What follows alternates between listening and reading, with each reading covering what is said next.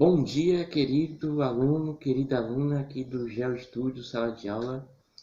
A aula de hoje é sobre as camadas da Terra, parte de geomorfologia, geografia que estuda o relevo. Você já deve ter estudado aqui comigo, principalmente se você for lá no playlist, você vai ver o vídeo Universo.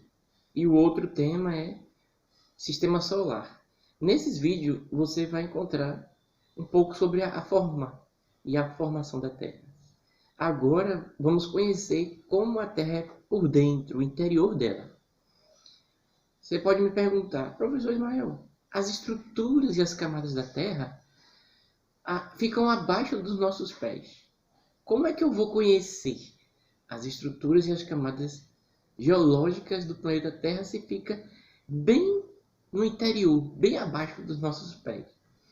A resposta para essa pergunta define-se em grande parte do conhecimento que você pode obter do interior da Terra tem sido por meio de perfurações, onde especialistas usam equipamentos pesados.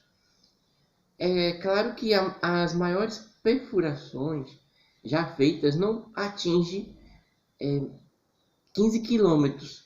E na ordem que a Terra tem do seu raio de 6.370 quilômetros, constata-se que a maior parte do conhecimento de que está disponível sobre o interior do nosso planeta, que fica abaixo de nossos pés, deve-se aos estudos realizados utilizando métodos indiretos de investigação.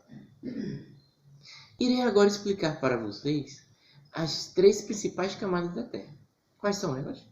Primeiro está a crosta, que é a superfície onde dá origem à vida, à existência de toda forma de vida. Abaixo da crosta fica o manto, e abaixo do manto temos o núcleo. Então vamos lá. A crosta é a parte mais superficial onde se desenvolve a vida no planeta Terra. Ela é composta basicamente de granito, e o granito fica onde? Fica abaixo dos nossos pés, nos continentes principalmente, e basalto. Basalto principalmente nos oceanos. Então a diferença, a crosta continental e a crosta oceânica. E também essa mesma crosta, ela é rica também em outros minérios, como minério de ferro e magnésio.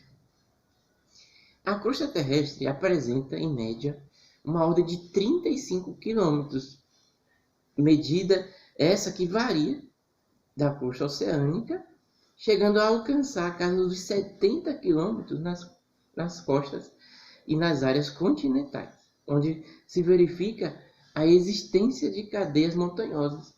Então, entre o continente e o oceano, por exemplo, na América do Sul, tem as montanhas muito superiores a 3.000, 4.000. Na Argentina, no Chile, no Equador. Então nós temos ali as cordilheiras da América do Sul, que formam as cadeias de montanha. E na Ásia, na China, nós temos também muitas montanhas, que pega ali o Nepal, a Índia. Isso faz parte do que nós chamamos de crosta continental. Então temos as montanhas do Himalaia formando aquelas cadeias, que são, por sinal, as mais altas que existem no planeta.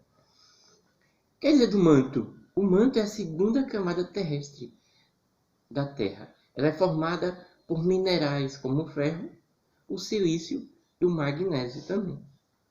E divide-se em dois mantos, o manto superior e o manto inferior. Quanto mais inferior for a camada, mais próximo do núcleo, ou seja, mais quente, mais alta é a temperatura.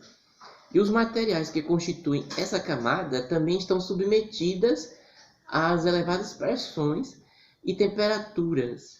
Então estima-se que essas camadas ficam oscilando ali entre 1.200 graus centígrados até equivalente a 2.000 graus centígrados. Os mantos têm essa proporção aí de oscilação em suas temperaturas.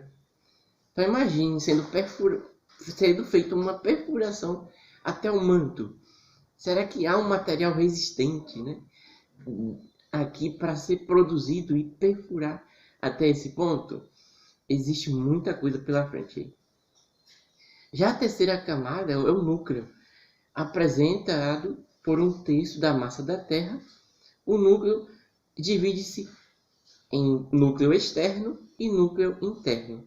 Ambos eles são constituídos por metais. Esses elementos metálicos são muito densos, muito compactados. O ferro, por exemplo, e o níquel, que estão submetidos a elevadas pressões de temperatura, ali entre 4.000 e 6.000 graus centígrados. Imagine, apresenta isso de temperatura, é muito alto o núcleo onde nós iremos encontrar o magma da Terra. Dentro dessas camadas principais, relembrando quais são? Primeiro nós temos, vamos lá, a última foi o núcleo, a segunda foi o manto e a terceira a crosta, até chegar nos nossos pés aqui, que é onde está localizado a crosta da Terra.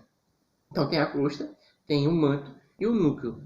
E dentre dessas camadas nós tem 3 camadas também, que são chamadas de litosfera, a astenosfera e a mesosfera. Agora vamos falar um pouquinho dessas 3. Preste atenção em seguida aí aqui no seu canal GeoEstudo Sala de Aula. Vamos lá, né? Todos aí conectados, estudando, nessa pandemia estão querendo fazer mais para continuar progredindo. Então vamos lá, vamos estudar que a gente ganha tempo e ficamos mais animados dentro de casa. Você que ainda não compartilhou aí nos seus contatos nas redes sociais, compartilhe para seus colegas no Zap, no Telegram, envie para eles as informações que vocês estão obtendo aqui no GeoEstudo Sala de Aula. Estou esperando mais comentários, viu? Vocês estão comentando muito pouco nas aulas. E aí estão fazendo as atividades. Porque se não fizer as atividades, vocês não vão aprender geografia. Para aprender geografia, aí as atividades que nós passamos ainda estão poucas, né? Se fosse realmente numa sala de aula, ia ter mais atividades. Mas o objetivo aqui não é decorar. O objetivo aqui é aprender para você poder se localizar, se orientar em sua vida.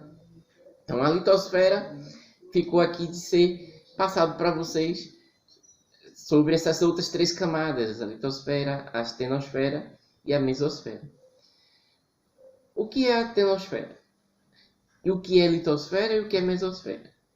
Então a litosfera é a camada mais externa da Terra. É nessa camada que serve para suporte e assim o homem poder desenvolver suas atividades. Por exemplo, quando encontra-se uma jazida de minério, ali vai ser produzida a mineração, para que aquele minério seja usado e agregado valores comerciais. E abrange essa camada, a litosfera, abrange a crosta e faz parte do manto superior. É formada por diferentes tipos de rochas. O conhecimento da litosfera, por exemplo, é fundamental. Fundamental para quê, professor Ismael? Já que nela ocorrem diversas práticas, né? É fundamental, por exemplo, para se utilizar daquele elemento, daquele metal, para a produção de energia, produção de mineração, e assim a indústria acaba sendo beneficiada para produzir produtos que serão comercializados e atender a demanda da população, talvez, para questões de saúde, por exemplo, a platina, por exemplo, a retirada para confecção de de aparelhos, equipamentos para uma pessoa que está deficiente físico e precisa usar. Você sabe que outras atividades humanas são desenvolvidas na litosfera? Então, se você sabe ou não sabe, pesquise. Pode até fazer uma lista aí nas suas atividades, né, de como pode ser utilizado esses minérios para atividades humanas que são feitas nessa camada da Terra. Agora vamos falar um pouquinho sobre a astenosfera. A astenosfera é a camada abaixo da litosfera. As condições térmicas, que é a questão de temperatura e pressão do ambiente, nessa camada vai possibilitar com que os materiais existentes nela apresentem um estado físico que permite a movimentação desses blocos rochosos. A exemplo, temos aqui as rochas fundidas, que geralmente ficam a uma profundidade entre 60 a 400 quilômetros da superfície da Terra.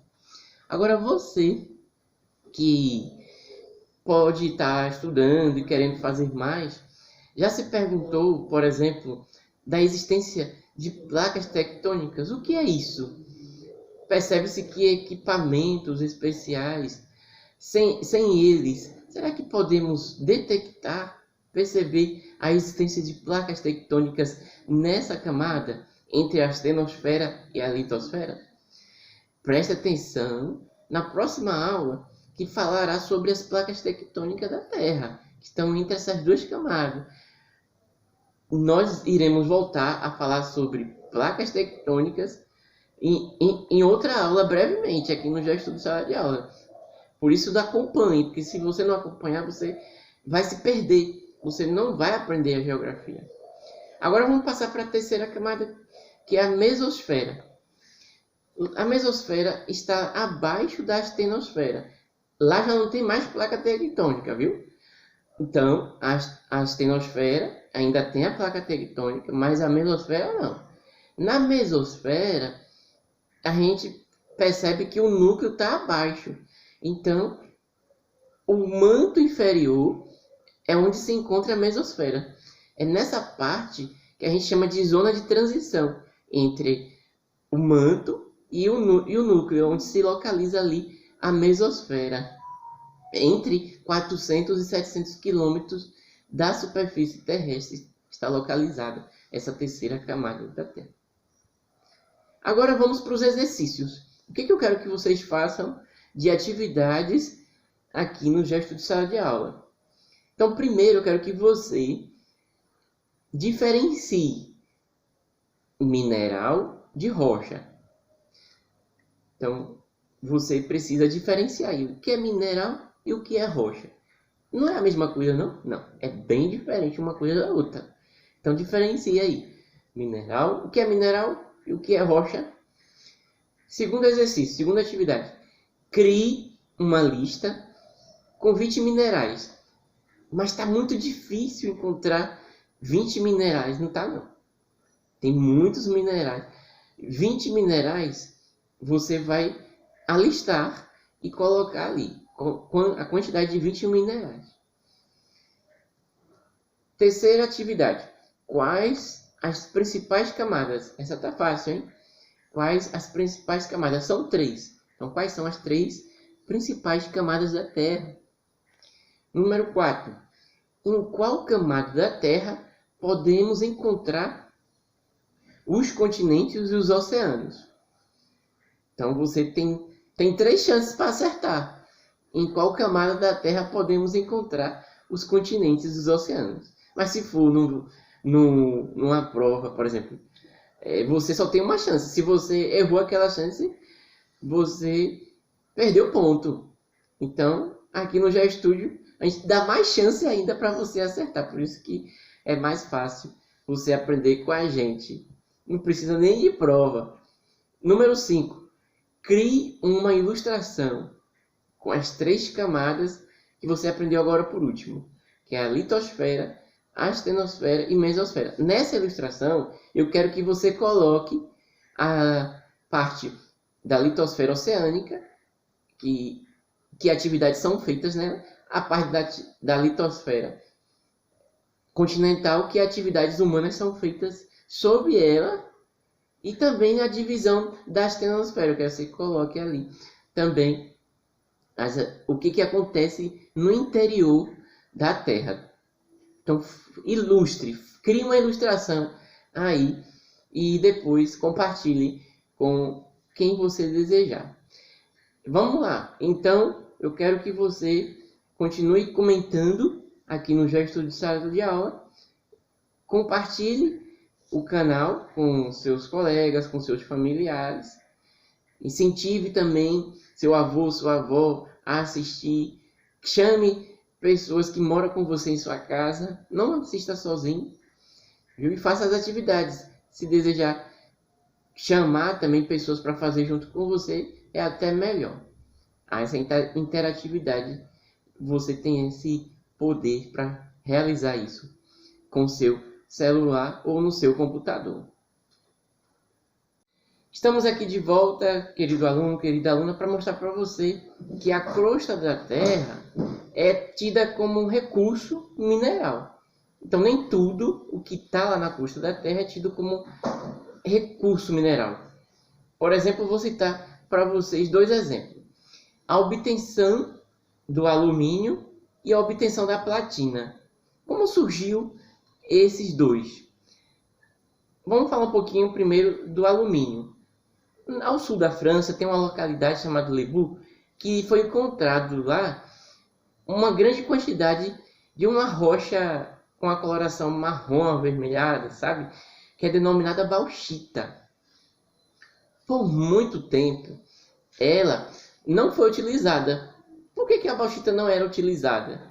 Porque só foi a partir de 1886, com a descoberta lá, que foi possível obter o metal do alumínio, que passou a ser uma ocorrência mineral, no caso a bauxita, sendo considerada como mineral a partir do momento em que se tornou útil para a comercialização, para a mineração e a indústria.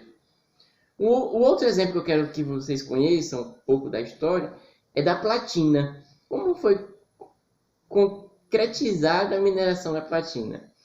Então, os espanhóis que vieram para a América do Sul descobriram depósitos de ouro, sobretudo na costa oeste, ali perto do Peru, do Equador, e em meio às pepitas de ouro que os garimpeiros encontravam, eles também encontravam pepitas de platina. Só que eles faziam o que com as pepitas de platina? Eles desprezavam, julgando que era ouro que ainda não estava tostado o suficiente, não serviria para os interesses comerciais ou de mineração deles. Na época surgiu então esse nome, platina, termo espanhol que significa, entre aspas, pratinha. Por que entre aspas? Porque é um termo diminutivo, pejorativo, para uma prata sem valor. Então há relatos em que o francês Lavoisier foi quem primeiro conseguiu fundir a platina, mas obtendo quantidade muito pequena. Somente a partir do século XIX é que as jazidas de platina passaram a ser consideradas, então, recursos minerais. Então, nem tudo o que se tem na crosta, nem tudo o que é encontrado na crosta da Terra é tido como recurso mineral. Agora, para finalizar aqui, a palavra mineral designa toda substância natural presente na crosta terrestre. E a palavra rocha são agregados naturais formados por um ou mais minerais. Um forte abraço para você e estude bastante, sem sair de casa.